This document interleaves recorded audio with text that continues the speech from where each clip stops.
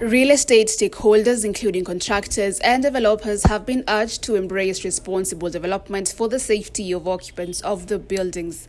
Speaking during a Kenya Property Developers Association breakfast forum, National Construction Authority Executive Director Engineer Maurice Okech urged real estate stakeholders to comply with guidelines set by the government, which will not only guarantee the safety of dwellers but increase the durability of the constructed buildings.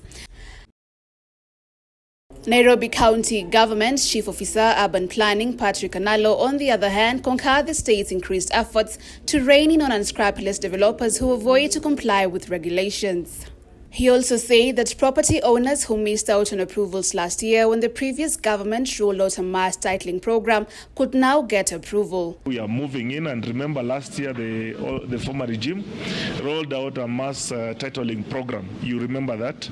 There were over 10,000 title deeds which were issued. So some of those properties who could not get approvals because they didn't have titles, they now qualify.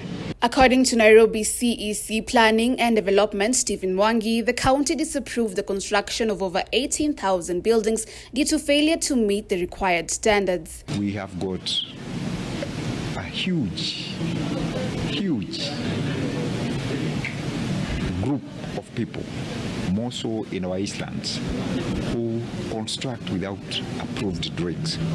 Like the building that came down in Kasarani, the owner was using fake drawings, purportedly approved by the county, for a building in Dabreti. According to NCA, several cases of collapsed buildings were reported last year, emanating from poor compliance with set standards, faulty construction methodology, poor structural design, poor quality control, foundation failure, corruption, amongst others.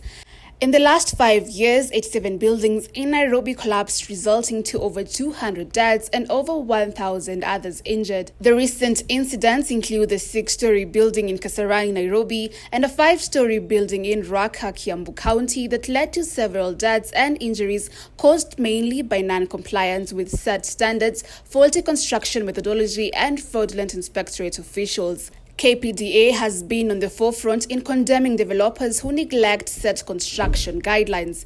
Reporting for the Informer, Catherine Chalo.